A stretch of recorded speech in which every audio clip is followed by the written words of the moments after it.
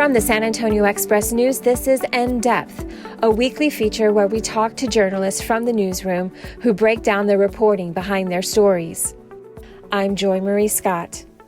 This past weekend marked the one-year anniversary of a massive fire at iconic Village Apartments in San Marcos, blocks away from Texas State University. 5 people died. 7 others were injured, 1 critically. They were all very young, just beginning adulthood. Aerial photos published in the Express News showed the shocking devastation of the fire.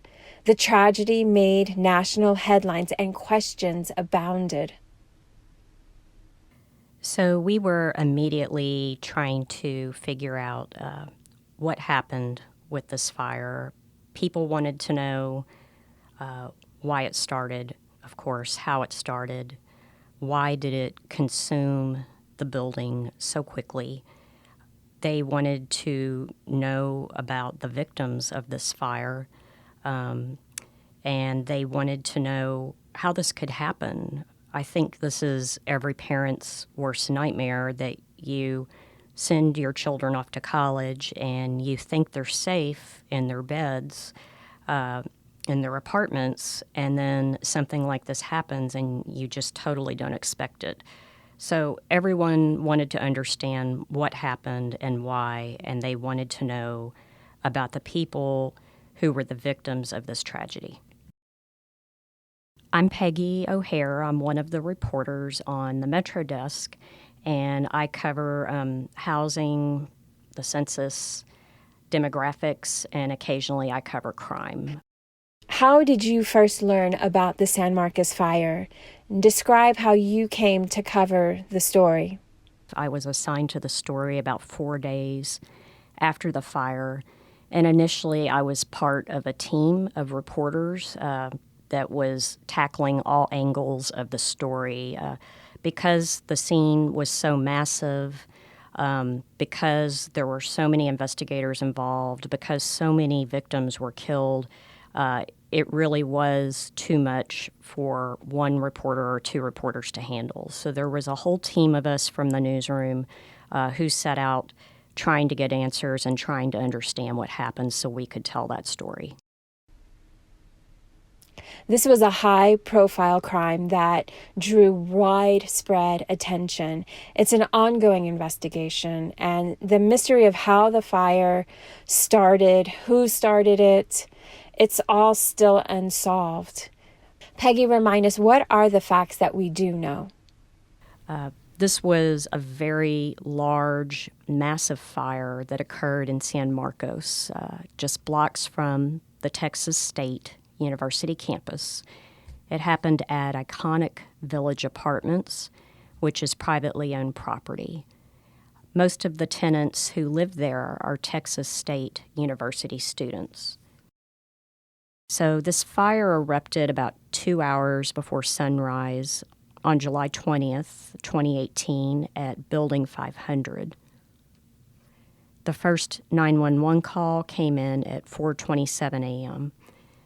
Investigators determined this fire was deliberately set by someone, but they haven't publicly released certain details, such as where the fire started or how specifically it was ignited. They know that information, but they just haven't shared it with the public because of the ongoing investigation. So when this fire erupted, it spread very rapidly. We don't yet know why that's the case. We don't know why it spread so quickly, but it did. And everyone in Building 500 had very little time to get out, from what surviving witnesses have told us. There were 5 young adults living in that building who were killed. They were living in 4 separate apartments on the 2nd floor. Their apartments spanned almost the entire perimeter of the building, all 4 sides of the building, which indicates how widespread and destructive this fire was. The 5 victims' deaths were ruled homicides. Some of them died from burns, while others died from a combination of burns and smoke inhalation. Anyone with information is asked to call the ATF's tip line at 1-888-ATF-TIPS.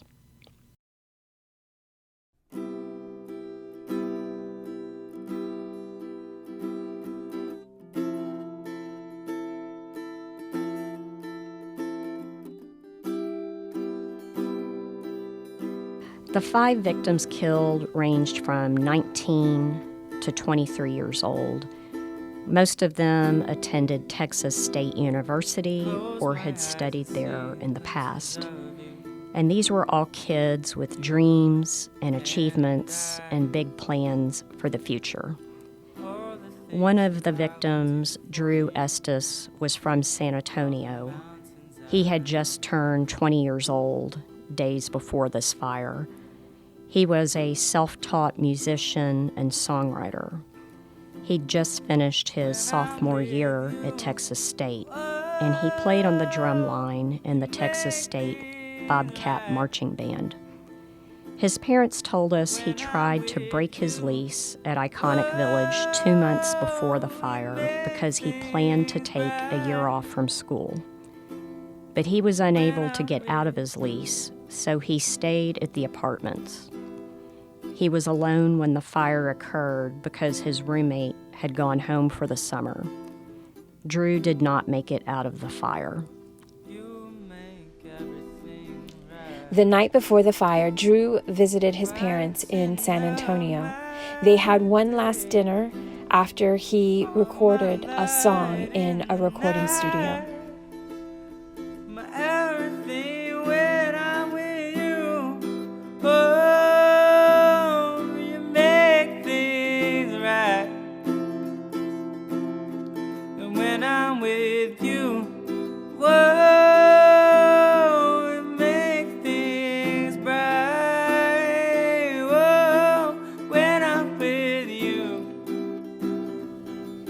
Two doors down from Drew was James Miranda, who was 23 years old and worked as an assistant manager at Discount Tire. He was also killed. 3 doors down from James was a young lady, Belinda Moats, who was 21 years old and from Big Wells, Texas. She also was unable to escape the fire. And several doors down from Belinda and across the center courtyard from James were 2 more victims, Haley Frizzell and David Ortiz. Haley and David were sharing an apartment for the summer. Haley had just turned 19 years old and was a theater student from San Angelo. David Ortiz was 21 years old and was from Pasadena, south of Houston. And we know from talking to Haley's and David's families that they ran outside the front door of their apartment trying to escape the fire that morning. They reached the outdoor balcony and ran in 2 different directions. Haley's family told us her body was found just a few steps outside their apartment door. There was another victim who survived, but he barely escaped the fire, and he suffered 3rd-degree burns to almost 70% of his body, and this has permanently changed his life. This was Zachary Sutterfield, who is also from San Angelo. He was staying as a guest in the same apartment as Haley and David. He was friends with them, and he arrived in San Marcos 10 days before the fire because he was planning to start classes at Texas State in the fall. Zach woke up in the living room as fire was sweeping through the building, and he remembers banging on Haley's and David's bedroom doors to wake them up. And the 3 of them ran outside of the apartment together. Zach remembers jumping off the 2nd-floor balcony outside trying to escape. He suffered a traumatic brain injury and 3rd-degree burns to his head, face, chest, back, arms, hands, and feet. And he's been recovering for the past year in San Antonio at the U.S. Army Institute of Surgical Research Burn Center at Brooke Army Medical Center. And he will continue to be here for some time And Zach, can you say a few words about what the past year has been like for you? Sure. It's been a myriad of different emotions. It's been cumbersome, saddening, exciting at points, learning how to do, like, walking again, being able to just kind of learn how to relive has been difficult, but it's a very rewarding feeling. So the past year has been so many emotions, but I think the biggest one is rewarding for me. For a long time, I didn't think I was alive. I was in a weird coma state. So when I finally came to the realization that I was alive, it was such a great feeling. But there's nothing I can truly relate it to. It's knowing that you're alive, knowing that you have a chance to do all the things that you wanted to, which is just a wonderful feeling. So it's getting a second chance at life and getting a second chance to do all the things that I wanted to. It's a beautifully somber feeling. I've had to relearn how to do a lot, from walking to baking, cooking. I've had to relearn how to do everything. But I think one of the biggest things for me was relearning how to love myself, learning how to live with myself, and learning how I may physically never look the same, but I'm still the same me. That was the biggest thing for me to graduate to, was I'm still me. I don't look the same, but I still have the same jokes. I still give my parents just the same amount of hard times and heartache. I'm still me, and I think that's a beautiful thing, and I'm just grateful for that. We received a lot of prayers from thousands of people that inspired us, and I believe helped Zachary. Carl Sutterfield, Zachary's father, drives down to San Antonio from San Angelo, the family's hometown, every chance he gets.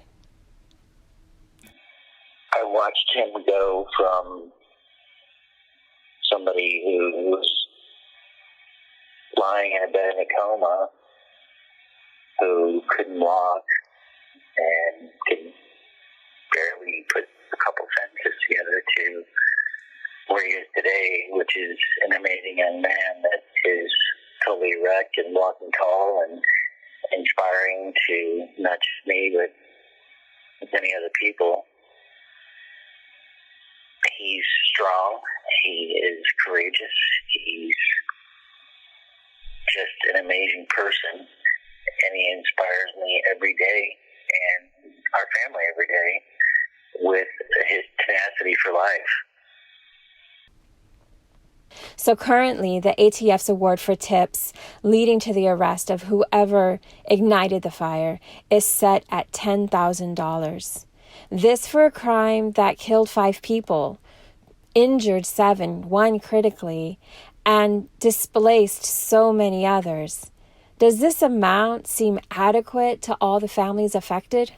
Brian Frizzell, who is the father of Haley Frizzell, one of the victims killed, told us he thinks that reward needs to be bigger, to encourage people to step forward with information that could help solve this case.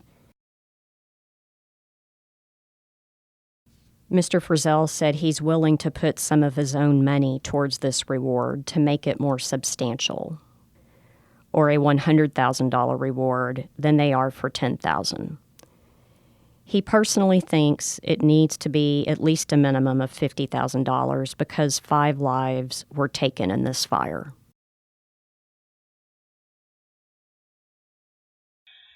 be honest with you, when the initial reward came out, our family, I'm going to speak just for us, we felt that it was a slap in the face. It's basically $2,000 for every person that dies and doesn't even take into account my son and the other hundreds of people that were affected by this tragedy. I think it's a very minimal amount of money, and I don't see it being an incentive for somebody who has information. I think the amount should be at least $50,000 because they also do tax it, so that $10,000 reward would only be $6,000 for somebody. It just doesn't send the right signal to us that they really want to find this person. If you really want to find somebody, you want to have an incentive for the public, and you want to promote that, and we haven't seen that.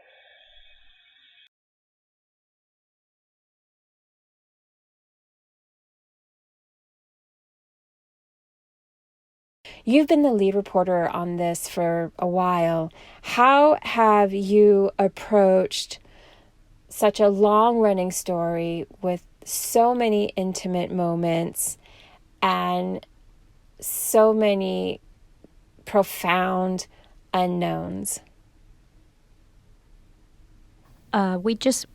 Primarily, I want to make sure we tell the story right, that we're sensitive to the families, that we're accurate, that we're fair, and that we provide factual information about this case.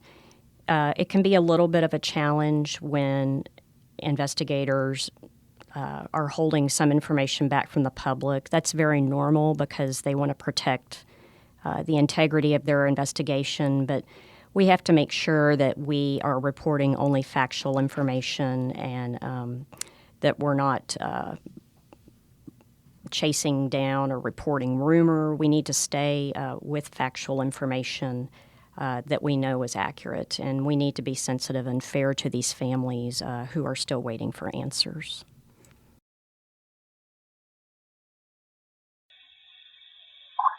If you know something, we would honestly really appreciate the closure that it would give, not just us, but so many other families and hundreds of people that were affected by this crime. If you're the person who committed the crime, I humbly request that you have the decency to just come forward and admit it. I have to believe that someone out there has some sort of knowledge about why this happened or who committed this crime. I realize that it's difficult for that person to come forward, but I promise them that it has been more difficult for these families and these young adults who are regaining their life back.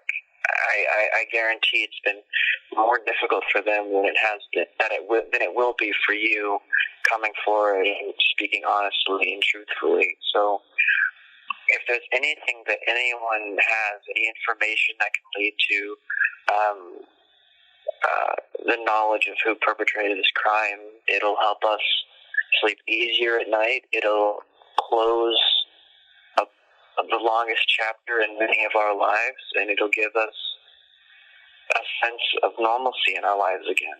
I think that's one thing that has been taken from us all, is that sense of normalcy. So if anyone has knowledge about why this happened or who committed it, it'll give all of the families, mine included, that piece of, I guess, comfortability in life back.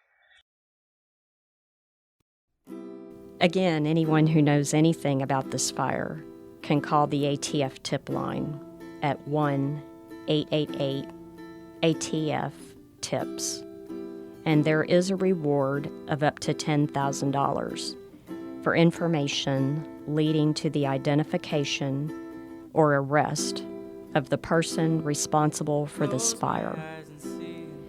The fire marshal, Kelly Kistner, has told us it's not unusual that this case is still open. He said arson cases can take anywhere from hours to years to solve because of the complexity of the evidence, the tests that have to be done, and the pieces that have to be put together. Thank you, Peggy. Thank you for having me.